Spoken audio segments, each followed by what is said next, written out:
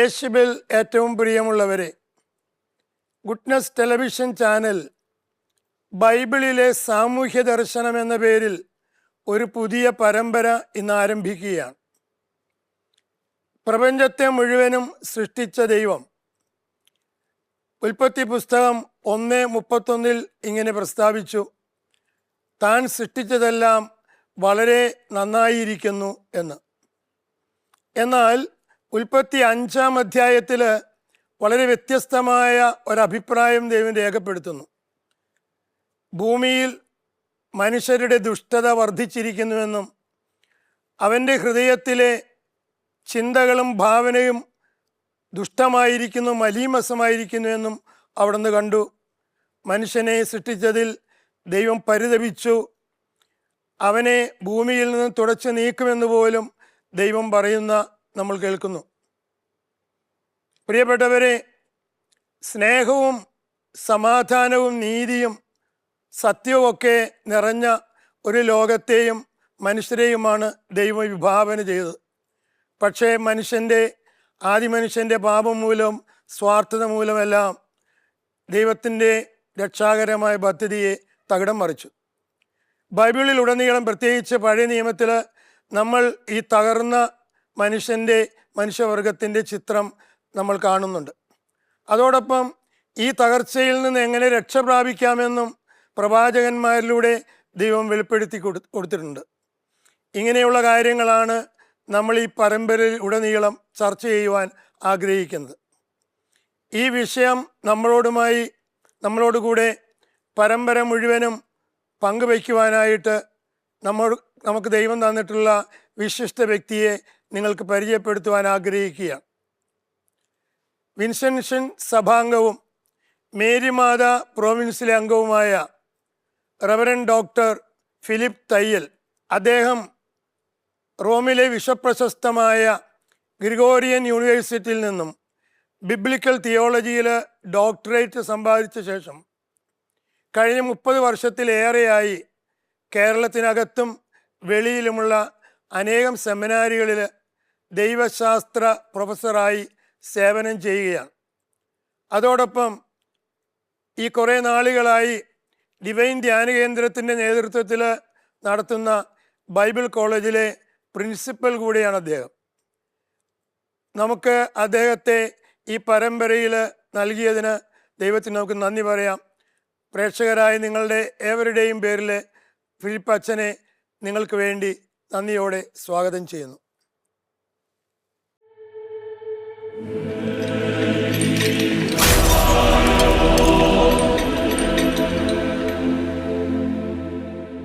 പ്രിയപ്പെട്ട അച്ഛ, നമ്മളിപ്പോൾ ഈ പുതിയ ആരംഭിക്കുന്ന ഈ പരമ്പര ബൈബിളിലെ സാമൂഹ്യ ദർശനം, ഒരുപാട് വിഷയങ്ങൾ ബൈബിളിലുണ്ടെങ്കിലും നമ്മൾ എന്തുകൊണ്ടാണ് ഇത് തിരഞ്ഞെടുത്തത്? ഇതിൻ്റെ ആനുകാലിക പ്രസക്തി എന്താണ്? നമുക്ക് അറിയാവുന്ന ഒരു കാര്യമാണ്, ബൈബിള് ക്രൈസ്തവരുടെ വിശുദ്ധ ഗ്രന്ഥമാണ് എന്ന കാര്യം. സൃഷ്ടിയിലും മനുഷ്യചരിത്രത്തിലുമുള്ള ദൈവത്തിൻ്റെ ഇടപെടലിൻ്റെ വിവരണമാണ് ബൈബിളിൽ നാം കാണുന്നത്. മനുഷ്യന് ദൈവത്തിൻ്റെ ഇടപെടലിനോട്, അത് രക്ഷാകരമായിട്ടുള്ള ഇടപെടലിനോട് എങ്ങനെ പ്രതികരിക്കണമെന്ന് ഓർമ്മിപ്പിക്കുന്ന ഗ്രന്ഥം കൂടിയാണ് ദൈവനിവേശിതമായിട്ടുള്ള ബൈബിൾ. പക്ഷെ പലപ്പോഴും ക്രൈസ്തവരായിട്ടുള്ള ആളുകൾ, വിശ്വാസികൾ ബൈബിളിനെ ഒരു ആത്മീയ ഗ്രന്ഥമായിട്ട് മാത്രമായി ആണ് കാണുന്നത്. എന്ന് പറഞ്ഞാൽ ആത്മരക്ഷ, നിത്യരക്ഷ പ്രാപിക്കാനായിട്ടുള്ള മാർഗം നമുക്ക് ചൂണ്ടിക്കാണിക്കുന്ന, നമ്മളെ അറിയിക്കുന്ന ഒരു ഗ്രന്ഥമായിട്ടാണ് നമ്മൾ പലപ്പോഴും ബൈബിളിനെ, അങ്ങനെയുള്ളൊരു ഗ്രന്ഥം മാത്രമായിട്ടാണ് പലപ്പോഴും നമ്മൾ ബൈബിളിനെ കാണുന്നത്, പരിഗണിക്കുന്നത്. ആത്മരക്ഷയാണ് വിഷയം എന്ന് നമ്മൾ കരുതുന്നു. ഒരുപക്ഷെ അതായിരിക്കണം പണ്ട് തന്നെ ആളുകൾ മനുഷ്യരക്ഷയെന്നല്ല പറയുന്നത്, ആത്മരക്ഷ. ആത്മരക്ഷ എന്നാണ് പ്രസംഗിക്കുന്നത്. പക്ഷെ നമ്മൾ മനസ്സിലാക്കേണ്ട ഒരു കാര്യം, ഈ ആത്മരക്ഷയ്ക്ക് തീർച്ചയായിട്ടും ബൈബിള് പ്രാധാന്യം കൊടുക്കുന്നു. അതുകൊണ്ടാണ് വാസ്തവത്തിൽ ആത്മരക്ഷയ്ക്ക് പ്രാധാന്യം കൊടുക്കുന്നതാണ് അതുകൊണ്ടാണ് പലപ്പോഴും നമ്മൾ ബൈബിള് നമ്മുടെ പ്രാർത്ഥനയ്ക്ക്, ധ്യാനത്തിന്, സുവിശേഷ പ്രഘോഷണത്തിന്, അതുപോലെ തന്നെ കൂദാശകളുടെ പരികർമ്മത്തിന്, മറ്റ് ഭക്തകൃത്യങ്ങൾക്കുമൊക്കെ ആയിട്ട് നമ്മൾ കൂടുതലായിട്ട് ഉപയോഗിക്കുന്നത് ബൈബിളാണ്. പക്ഷേ ബൈബിള് മനുഷ്യൻ്റെ ആത്മരക്ഷയെക്കുറിച്ച് പ്രതിപാദിക്കുന്നതോടൊപ്പം തന്നെ അവൻ്റെ അനുദിന ജീവിതത്തിലെ ചില യാഥാർത്ഥ്യങ്ങളുമായിട്ട് ബന്ധപ്പെടുത്തി ബൈബിള് അനേകം കാര്യങ്ങൾ പ്രതിപാദിക്കുന്നുണ്ട്, ചർച്ച ചെയ്യുന്നുണ്ട്. അപ്പോൾ ആത്മരക്ഷ മാത്രമല്ല, ആത്മാവിൻ്റെ രക്ഷ മാത്രമല്ല, മനുഷ്യൻ്റെ സമഗ്ര രക്ഷ, സമഗ്ര വിമോചനം ആണ് ബൈബിളിലെ വിഷയം, പ്രതിപാദ്യ വിഷയം എന്ന് നമ്മൾ മനസ്സിലാക്കണം. കാരണം മനുഷ്യന് ആത്മാവുണ്ട്, ശരീരമുണ്ട്, മനസ്സുണ്ട്. അപ്പം ദൈവത്തിൻ്റെ ഛായയിൽ സൃഷ്ടിക്കപ്പെട്ട മനുഷ്യന് ആത്മാവും മനസ്സും ശരീരവുമുള്ള മനുഷ്യൻ്റെ സമഗ്ര വിമോചനത്തിന് വേണ്ടിയുള്ള ദൈവത്തിൻ്റെ ഇടപെടൽ വിവരിക്കുന്ന പുസ്തകമാണ് ബൈബിൾ എന്ന് നമ്മൾ മനസ്സിലാക്കേണ്ടതായിട്ടുണ്ട്.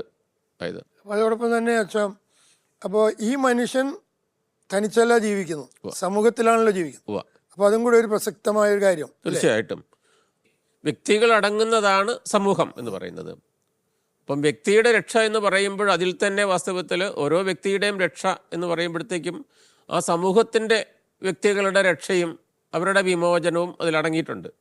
പ്രത്യേകിച്ച് ബൈബിളിൽ വ്യക്തികളെയും സമൂഹത്തെയും, വ്യക്തികളടങ്ങുന്ന സമൂഹത്തിൻ്റെയും വിമോചനത്തെക്കുറിച്ച് നമ്മൾ കാണുന്നുണ്ട്. അപ്പോൾ വ്യക്തിക്ക് സമൂഹത്തോടുള്ള കടപ്പാടുണ്ട്. അപ്പോൾ അതേക്കുറിച്ച് നമ്മൾ സംസാരിക്കും.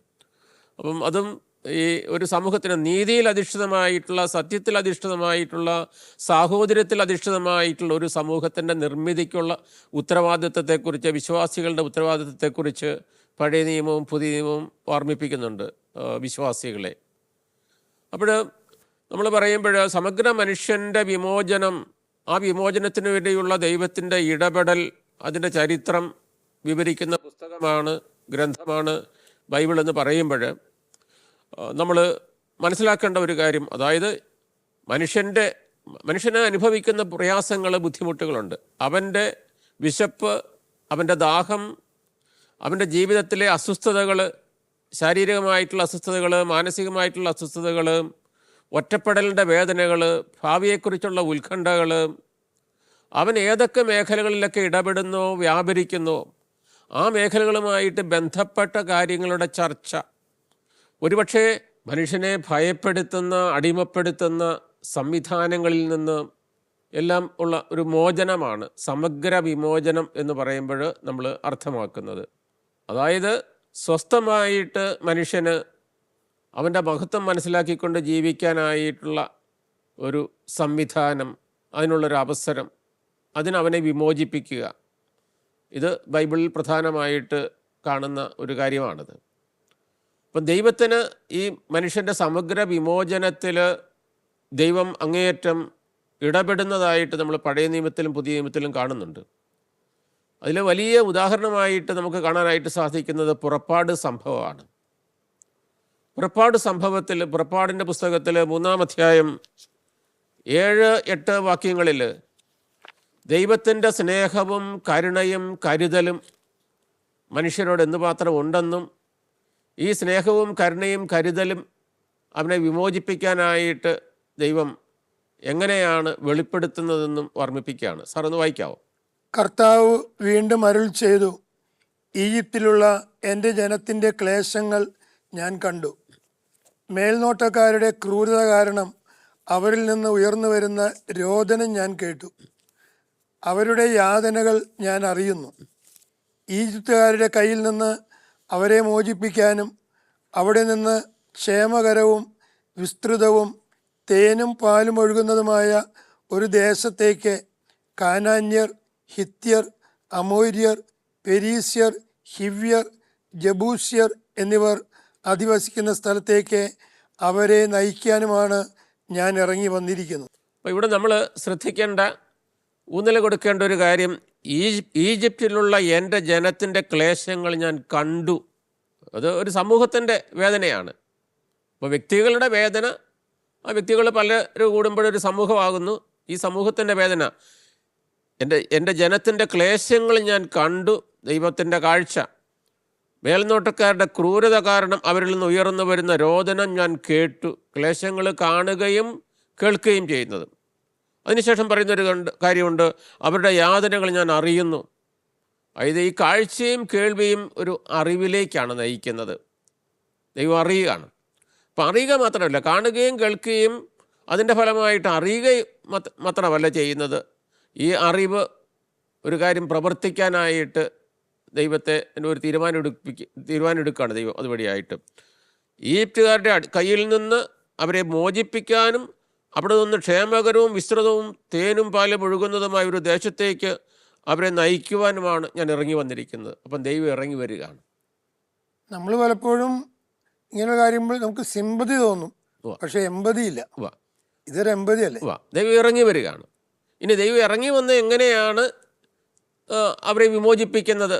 അതിന് ദൈവം മനുഷ്യനെ ഉപകരണമാക്കുകയാണ്. മോശയുടെ അടുത്ത വാചകം അതാണ്, ഇതാ ഇസ്രായേൽക്കാരുടെ നിലവിളി എൻ്റെ അടുത്ത് എത്തിയിരിക്കുന്നു, ഈജിപ്തുകാർ അവരെ എപ്രകാരം മർദ്ദിക്കുന്നുവെന്ന് ഞാൻ കണ്ടു. ആകയാൽ വരൂ, ഞാൻ നിന്നെ ഫറവോയുടെ അടുക്കിലേക്ക് അയക്കാം. നീ എൻ്റെ ജനമായ ഇസ്രായേൽ മക്കളെ ഈജിപ്തിൽ നിന്ന് പുറത്തു കൊണ്ടുവരണം. മോശയോട് ദൈവം പറയുന്നൊരു കാര്യമാണ്. അപ്പോൾ മോശയെ വിളിക്കുന്നു, മോശയെ ഒരു ഉപകരണമായിട്ട് മാറ്റുന്നു. അപ്പം പഴയ നിയമത്തിൽ പുതിയ നിയമത്തിലും ഒക്കെ നമ്മൾ കാണുന്നൊരു കാര്യമാണ്, ദൈവം നേരിട്ടിടപെടുന്നു വിമോചിപ്പിക്കാൻ വേണ്ടിയിട്ട്. ചിലപ്പോൾ ദൈവം വ്യക്തികളെ ഉപയോഗിക്കുന്നു ഇടപെടാനായിട്ട്, അത് വിമോചിപ്പിക്കാൻ വേണ്ടിയിട്ടാണ്. ഇവിടെ ഈ ഒരു വിമോചനം എന്ന് പറയുന്നത് ഒരു അടിമത്തത്തിൽ നിന്നുള്ള വിമോചനമാണ് നമ്മൾ മനസ്സിലാക്കണം. ഇതൊരു സംവിധാനത്തിൻ്റെ, ഒരു രാഷ്ട്രത്തിൻ്റെ അടിമത്തത്തിൽ നിന്നുള്ള വിമോചനം, ഒരു ആത്മീയ വിമോചനത്തെ മാത്രമായിട്ട് ഞാൻ പറഞ്ഞു വരിക. ഒരു ആത്മീയ വിമോചനമായിട്ട് തിന്മയുടെ സ്വാധീനത്തിൽ നിന്നുള്ള, അതായത് പിശാചിൻ്റെ അടിമത്തത്തിൽ നിന്നുള്ള, പാപത്തിൻ്റെ അടിമത്തത്തിൽ നിന്നുള്ള ഒരു വിമോചനം മാത്രമല്ല ബൈബിളിൽ നാം കാണുന്നത്. മനുഷ്യനെ അടിമയാക്കുന്ന സംവിധാനങ്ങളിൽ നിന്നുള്ള ഒരു വിമോചനമാണ് ഇവിടെ പ്രത്യേകമായിട്ട് പറയുന്നൊരു കാര്യം. അപ്പം ദൈവത്തിൻ്റെ ഇടപെടലാണ്. അപ്പം പുതിയ നിയമത്തിലേക്ക് നമ്മൾ കടന്നു വരുമ്പോഴും നമ്മൾ കാണുന്നൊരു കാര്യമാണ്, യേശുക്രിസ്തുവിലുള്ള പിതാവായ ദൈവത്തിൻ്റെ ഇടപെടലിൻ്റെ ചരിത്രം വിവരിക്കുന്നതാണ് സുവിശേഷങ്ങൾ എന്ന് പറയുന്നൊരു കാര്യമാണ്. അപ്പം മനുഷ്യൻ്റെ പ്രയാസം കർത്താവായ യേശുക്രിസ്തു കാണുകയും കേൾക്കുകയും അറിയുകയും അതിൻ്റെ ഫലമായിട്ട് അവിടുന്ന് പ്രവർത്തിക്കുകയും ചെയ്യുകയാണ്. അതുകൊണ്ടാണ് പലപ്പോഴും യേശു ജനക്കൂട്ടത്തെ കണ്ടപ്പോൾ അനുകമ്പ തോന്നി എന്ന് പറഞ്ഞത്. അവർക്ക് വേണ്ടി അപ്പം വർദ്ധിപ്പിക്കുകയും ഒക്കെ ചെയ്യുന്നു. അവരെ രക്ഷിക്കുന്നതായിട്ട്. ഈ രക്ഷ ഒരു ആത്മീയ തലത്തിൽ മാത്രം ഒതുങ്ങി നിൽക്കുന്ന രക്ഷയല്ല നമ്മൾ സാധാരണ മനസ്സിലാക്കുന്ന വിധത്തിൽ. തീർച്ചയായിട്ടും പാപത്തിൻ്റെ ബന്ധനത്തിൽ നിന്നും അവരെ വിമോചിപ്പിക്കുന്നുണ്ട്. പാപികൾക്ക് നമുക്കറിയാമല്ലോ പാപമോചനം നൽകുന്നുണ്ട്. പാപിനിയായ സ്ത്രീക്ക് പാപമോചനം നൽകുന്നു, തളർവാദ രോഗിക്ക് പാപമോചനം നൽകുന്നു, നിന്റെ പാപങ്ങൾ ക്ഷമിച്ചിരിക്കുന്നു എന്ന് പറയുന്നു. അതോടൊപ്പം തന്നെ ശരീരത്തിൻ്റെയും മനസ്സിൻ്റെയും സൗഖ്യം നൽകുന്ന എത്രയോ ശാരീരിക രോഗശാന്തി രോഗസൗഖ്യങ്ങളാണ് കർത്താവ് നൽകുന്നത്. നമ്മൾ കാണുന്നുണ്ട്. കുരുടർക്ക് കാഴ്ച നൽകുന്നൊരു കാര്യം, തളർവാദ രോഗികളെ സുഖപ്പെടുത്തുന്നു, കുഷ്ഠരോഗികളെ സുഖപ്പെടുത്തുന്നു. അപ്പം കുഷ്ഠരോഗികളെ സുഖപ്പെടുത്തുമ്പോൾ നമ്മൾ ഓർക്കണം, അവൻ്റെ മേൽ അനുകമ്പ തോന്നി അവനെ സ്പർശിക്കുന്നു. അതായത് നമുക്കറിയാം ബൈബിളിലെ പഴയ നിയമത്തിൽ ത്വക്ക് രോഗമുള്ള ആളുകളെ സ്പർശിക്കുകയാണെന്നുണ്ടെങ്കിൽ സ്പർശിക്കുന്നവൻ അശുദ്ധനാവുകയാണ്. അപ്പം കർത്താവിനെ തൊട്ടു സുഖപ്പെടുത്തി എന്നുള്ളതാണ് നമ്മൾ കാണുന്നത്. അനുകമ്പ തോന്നി, കരുണ തോന്നി, തൊട്ടു സുഖപ്പെടുത്തി എന്നുള്ളതാണ്. അത് ശരീരത്തിൻ്റെ സൗഖ്യം മാത്രമല്ല, അവൻ്റെ മനസ്സിൻ്റെ സൗഖ്യം കൂടി നൽകുകയാണ്. അതുപോലെ ഒറ്റപ്പെടലിൻ്റെ വേദന അനുഭവിക്കുന്ന മനുഷ്യരുടെ സുഖപ്പെടുത്തൽ നമ്മൾ കാണുന്നുണ്ട്. യോഹന്നാൻ്റെ സുവിശേഷം 5-ാം അധ്യായത്തിൽ എനിക്കാരുമില്ല. അതായത് കുളത്തിൽ വെള്ളമൊഴുകുമ്പോൾ കുളത്തിലിറങ്ങി സുഖം പ്രാപിക്കാൻ ആഗ്രഹിച്ച് അവിടെ കിടന്നിരുന്നൊരു മനുഷ്യൻ, നിനക്ക് സുഖം പ്രാപിക്കാൻ ആഗ്രഹമുണ്ടോ എന്നുള്ള കർത്താവിൻ്റെ ചോദ്യത്തിന് അവൻ നൽകുന്നൊരു മറുപടിയുണ്ട്. കുളത്തിലേക്ക് എന്നെ ഇറക്കാൻ എനിക്ക് ആരുമില്ല, നിസ്സഹായനാണ്. അപ്പോൾ മനസ്സലിഞ്ഞ് ലാസറിൻ്റെ മരണത്തിൽ നമ്മൾ കാണുന്നുണ്ട്, അവൻ കണ്ണീര് പൊഴിച്ചു എന്നുള്ളതാണ്. അത് കഴിഞ്ഞിട്ട് നൽകുന്ന ഒരു ലാസറിനെ ഉയർപ്പിക്കുന്നതായിട്ടുള്ള സംഭവത്തിൻ്റെ വിവരണം നമ്മൾ കാണുന്നുണ്ട്. അപ്പം വർദ്ധിപ്പിക്കുമ്പോൾ ശിഷ്യന്മാർ പറയുന്നില്ലേ, നിങ്ങൾ തന്നെ അപ്പം അവർക്ക് വേണ്ടതെന്ന് കൊടുക്കാൻ. തീർച്ചയായിട്ടും. അപ്പോൾ അത് ഈ ക്രിസ്തു തന്നെ അത്ഭുതം പ്രവർത്തിക്കുന്നു, പക്ഷേ ശിഷ്യന്മാരുടെ ഉത്തരവാദിത്വത്തെ കൂടി ഓർമ്മിപ്പിക്കുകയാണ്. ഈ മനുഷ്യരുടെ പ്രയാസങ്ങൾ മനസ്സിലാക്കിക്കൊണ്ട്, അതുകൊണ്ടാണ് ഹെബ്രായരുടെ ലേഖനത്തിൽ നമ്മുടെ ബുദ്ധിമുട്ടുകളിൽ നമ്മോടൊത്ത് സഹതപിക്കാൻ അറിയാത്തൊരു പ്രധാനാചാര്യനല്ല നമുക്കുള്ളത്. പാവം വഴി എല്ലാറ്റിലും നമ്മളോടൊപ്പം അവൻ സദൃശനായിരുന്നു എന്നുള്ളൊരു കാര്യത്തെക്കുറിച്ച്. അപ്പോൾ ഞാൻ പറഞ്ഞു വരിക, പഴയ നിയമത്തിലും പുതിയ നിയമത്തിലും മനുഷ്യൻ്റെ സമഗ്ര വിമോചനത്തിന് വേണ്ടിയിട്ട് രക്ഷാകരമായിട്ടുള്ള ഇടപെടൽ നടത്തുന്ന ദൈവത്തിൻ്റെ ചിത്രമാണ് നമ്മൾ കാണുന്നത് എന്നുള്ളതാണ്. അപ്പോൾ ഇത് വളരെ പ്രധാനപ്പെട്ട, പലപ്പോഴും നമ്മൾ മറന്നു പോകുന്ന ഈ യാഥാർത്ഥ്യം മറന്നുകൊണ്ട് ആണ് നമ്മൾ പലപ്പോഴും ബൈബിളിനെ വ്യാഖ്യാനിക്കുന്നതും ബൈബിളിനെ സമീപിക്കുന്നതും ബൈബിൾ നമ്മൾ ഉപയോഗിക്കുന്നതും എന്നുള്ളതാണ്. അപ്പോൾ അതല്ല ഒരു സമൂഹത്തിൻ്റെ ഒരു എന്താണ് സാമൂഹ്യ ദർശനം എന്ന് പറയും. ബൈബിളിലെ സാമൂഹ്യ ദർശനം എന്ന് പറയുമ്പോൾ നമ്മൾ മനസ്സിലാക്കേണ്ടത് സത്യത്തിലും നീതിയിലും സാഹോദര്യവും നിലനിൽക്കുന്ന, സാഹോദര്യത്തിലും അടിസ്ഥാനമിട്ടിരിക്കുന്ന ഒരു സമൂഹം, ആ സമൂഹത്തെക്കുറിച്ചുള്ള ബൈബിളിൻ്റെ കാഴ്ചപ്പാട്, അങ്ങനെയുള്ള ഒരു സമൂഹത്തെ എങ്ങനെ സൃഷ്ടിക്കണം, അങ്ങനെയുള്ളൊരു സമൂഹത്തിൻ്റെ നിർമ്മിതിക്ക് തടസ്സമായിട്ട് നിൽക്കുന്ന കാര്യങ്ങൾ ഏതൊക്കെയാണ്, ആ കാര്യങ്ങളിൽ നിന്ന് എങ്ങനെ ഒരു സമൂഹം രക്ഷപ്പെടണം എന്നുള്ള കാര്യം, അതിന് ഓരോ വിശ്വാസിയുടെയും ഉത്തരവാദിത്തം എന്നുള്ള കാര്യമാണ് വാസ്തവത്തിൽ സാമൂഹ്യ ദർശനത്തെക്കുറിച്ച്, ബൈബിളിലെ സാമൂഹ്യ ദർശനത്തെക്കുറിച്ച് നമ്മൾ ചർച്ച ചെയ്യുമ്പോൾ നമ്മൾ ചർച്ചയ്ക്ക് വിധേയമാക്കേണ്ടതായിട്ടുള്ളത്. നമ്മുടെ എപ്പിസോഡുകളിൽ ഇനി അതിനാണ് നമ്മൾ പ്രാധാന്യം കൊടുക്കേണ്ടതെന്നുള്ളതാണ്. നമ്മൾ ഇങ്ങനെ ചർച്ച ചെയ്യുമ്പോൾ ഇന്നത്തെ ആനുകാലികമായ ഒരു സാഹചര്യത്തിൽ ഇത് വളരെയധികം പ്രസക്തമല്ലേ? തീർച്ചയായിട്ടും. വാസ്തവത്തിൽ നമ്മൾ ഒരു തരത്തിലല്ലെങ്കിൽ വേറൊരു തരത്തിൽ മനുഷ്യർ ബുദ്ധിമുട്ടുകളിലൂടെ, പ്രയാസങ്ങളിലൂടെയൊക്കെ കടന്നു പോകുന്ന വ്യക്തികളാണ് എല്ലാ മനുഷ്യരും. രോഗം നൽകുന്ന വേദനയുണ്ട്. ആ രോഗം ശരീരത്തിൻ്റെ രോഗമായിരിക്കും, മനസ്സിൻ്റെ രോഗമായിരിക്കും. മനസ്സിൻ്റെ രോഗം എന്ന് പറയുമ്പോൾ പ്രത്യേകിച്ചാണ് മാനസിക രോഗത്തെക്കുറിച്ചുള്ള പറയും. ഒറ്റപ്പെടലിൻ്റെ വേദനയുണ്ട്. അത് സമൂഹത്തിൽ വ്യക്തികൾ, കുടുംബത്തിൽ അനുഭവിക്കുന്നതാണ് ഒറ്റപ്പെടലിൻ്റെ. പ്രത്യേകിച്ച് മാതാപിതാക്കന്മാർ, പ്രായമായിട്ടുള്ള മാതാപിതാക്കന്മാർ, ഒരുപക്ഷെ സാമൂഹ്യ സാഹചര്യങ്ങളായിരിക്കാം, നമ്മുടെ ഇന്നത്തെ സാഹചര്യമായിരിക്കാം. അതുപോലെ തന്നെ ജീവിത പങ്കാളി വേണ്ട വിധത്തിൽ സ്നേഹിക്കും, മക്കളുടെ സ്നേഹം കിട്ടാത്ത മാതാപിതാക്കന്മാർ, ജീവിത പങ്കാളിയുടെ സ്നേഹം കിട്ടാത്ത മനുഷ്യർ, അതുപോലെ തന്നെ മാതാപിതാക്കന്മാരുടെ സ്നേഹം കിട്ടാത്ത മനുഷ്യർ. അപ്പോൾ ഒറ്റപ്പെടലിൻ്റെ വേദന അനുഭവിക്കുന്ന ധാരാളം മനുഷ്യരുണ്ടെന്നുള്ളതാണ്. ഇതുപോലെ തന്നെ സാമ്പത്തികമായിട്ട് ക്ലേശം അനുഭവിക്കുന്ന മനുഷ്യരുണ്ട്, വിവേചനം അനുഭവിക്കുന്ന മനുഷ്യരുണ്ട് സമൂഹത്തിൽ. തൊഴിലിടങ്ങളിൽ വിവേചനം അനുഭവിക്കുന്ന മനുഷ്യരുണ്ട്. ഓഫീസുകളിൽ ഉദാഹരണമായിട്ട് നമ്മൾ നോക്കാം, ചില ഗവൺമെൻറ് ഓഫീസുകളിൽ വിവേചനം അനുഭവിക്കുന്ന മനുഷ്യരുണ്ട്. സ്ത്രീകൾ അനുഭവിക്കുന്ന വിവേചനമുണ്ട്. താഴേക്കിടയിൽ, സമൂഹത്തിൽ താഴേക്കിടയിൽപ്പെട്ട ആളുകൾ, നമുക്കറിയാമല്ലോ, നമുക്ക് കാസ്റ്റ് സിസ്റ്റം ഒക്കെ ഉണ്ട് നമ്മുടെ നാട്ടിൽ. ഇപ്പോഴും ഇല്ലെന്നൊക്കെ പറയുമ്പോഴും ഇപ്പോഴും നിലവിലുണ്ട്. അതുകൊണ്ടാണ് ചില നിയമങ്ങൾ ജാതിപ്പേര് വിളിച്ച് ആക്ഷേപിക്കരുത് എന്നൊക്കെ പറയുന്ന നിയമങ്ങളൊക്കെ ഉണ്ടല്ലോ. അതുപോലെ വിവാഹ ബന്ധങ്ങളിലൊക്കെ വരുമ്പോൾ ഇത് ഭയങ്കരമായിട്ട് മുഴച്ചു നിൽക്കുന്നുണ്ട്. ആളുകൾ അതൊക്കെ നോക്കിയിട്ട് നടക്കുള്ളൂ. എന്തെല്ലാം പുതുമയൊക്കെ പറഞ്ഞാലും ഇത് ഇപ്പോഴും മനുഷ്യരുടെ മനസ്സിലുണ്ട്. അതുപോലെ തന്നെ വിവേചനം, സാമ്പത്തിക അടിസ്ഥാനത്തിലുള്ള വിവേചനമുണ്ട്, നിറത്തിൻ്റെ പേരിലുള്ള വിവേചനമുണ്ട്. നമ്മൾ പറയുന്ന കേരളത്തിൽ തന്നെ, നമ്മുടെ നാട്ടിൽ തന്നെയൊക്കെയുള്ള ഇങ്ങനെയുള്ള കാര്യങ്ങൾ വിവേചനം ഉണ്ടെന്നുള്ളതാണ്.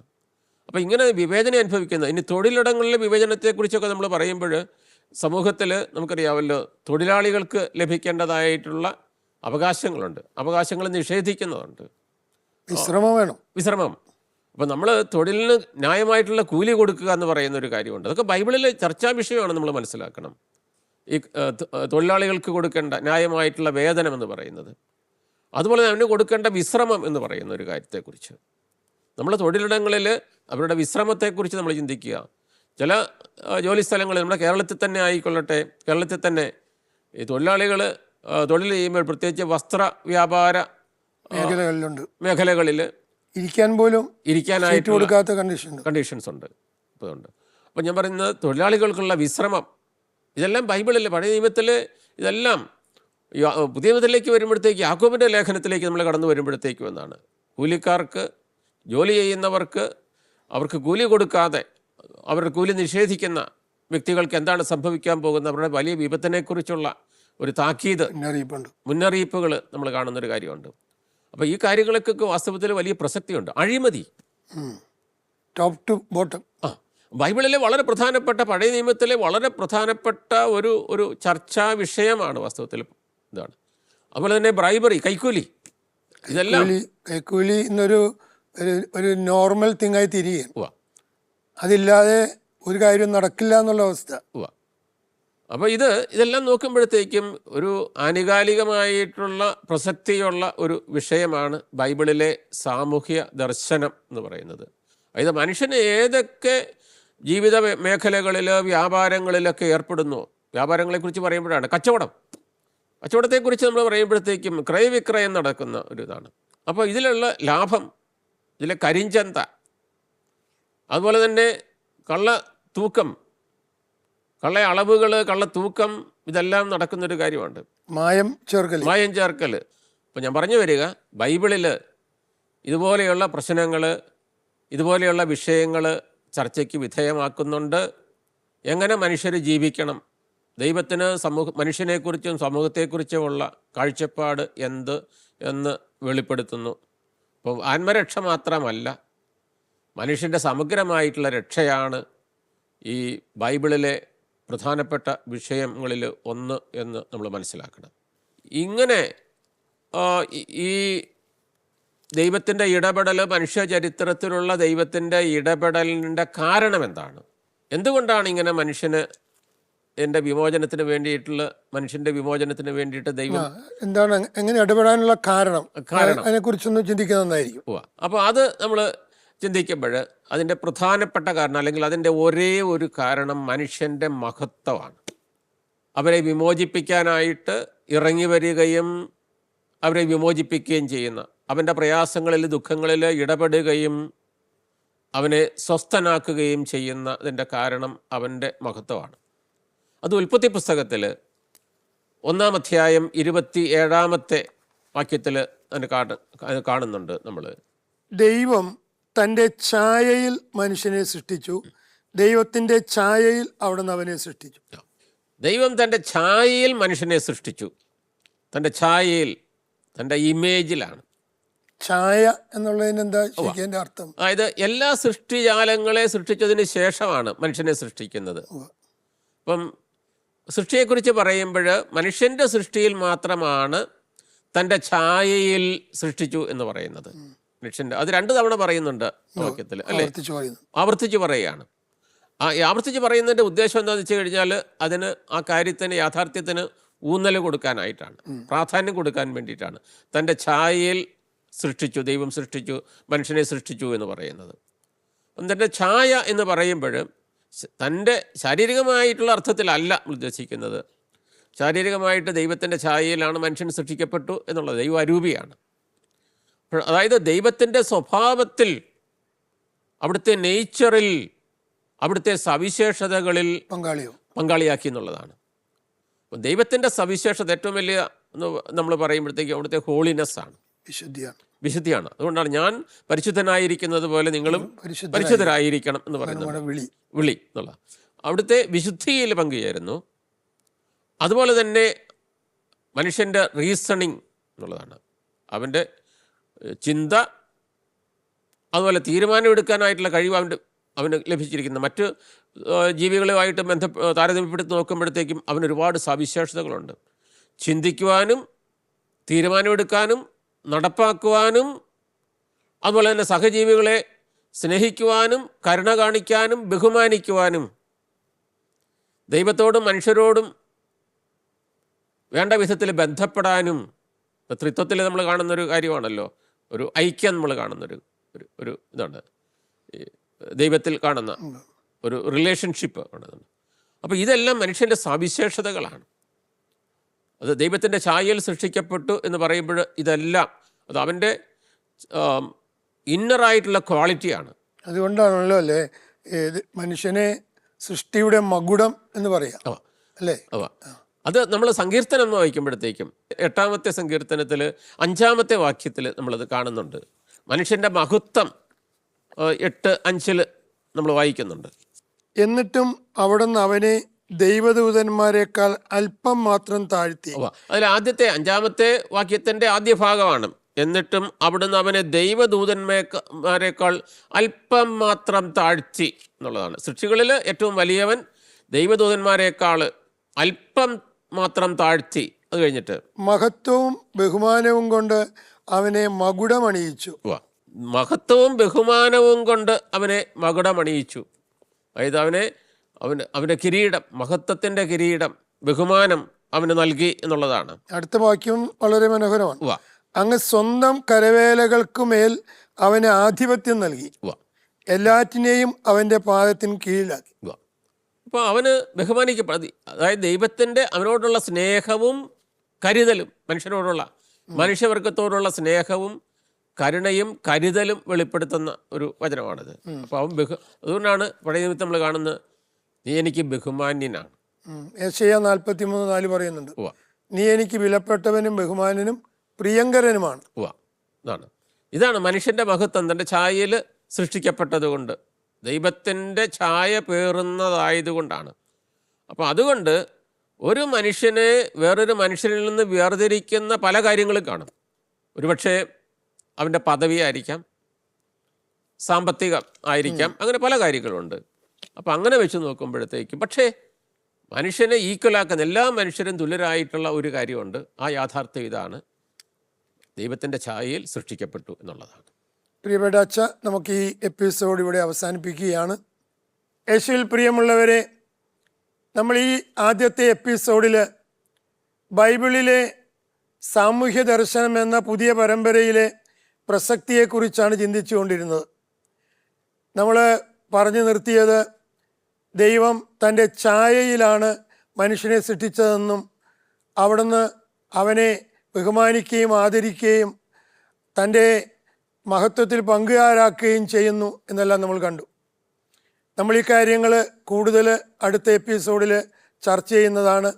ഈ സമയമൊക്കെയും ഈ കാര്യങ്ങൾ നമ്മളുമായിട്ട് പങ്കുവെച്ച സ്നേഹബഹുമാനപ്പെട്ട ഫിലിപ്പ് തയ്യലച്ചനെ നിങ്ങളുടെ ഏവരുടെയും പേരിൽ ഒത്തിരി സ്നേഹത്തോടെ നന്ദി പറയുന്നു. നിങ്ങളുടെ വിലയേറിയ അഭിപ്രായങ്ങളും നിങ്ങളുടെ ചോദ്യങ്ങളും നിങ്ങളുടെ സംശയങ്ങളും ഞങ്ങൾക്ക് എഴുതുക. കത്തുകൾ അയക്കേണ്ട വിലാസം: ദ പ്രൊഡ്യൂസർ, ബൈബിളിലെ സാമൂഹ്യ ദർശനം, witness TV, divine vision complex, Muringoor PO, Chalakudy 680309. വീണ്ടും പുതിയ ഒരു എപ്പിസോഡിലേക്ക് നമ്മൾ കണ്ടുമുട്ടുന്നതുവരെയും നന്ദി, നമസ്കാരം.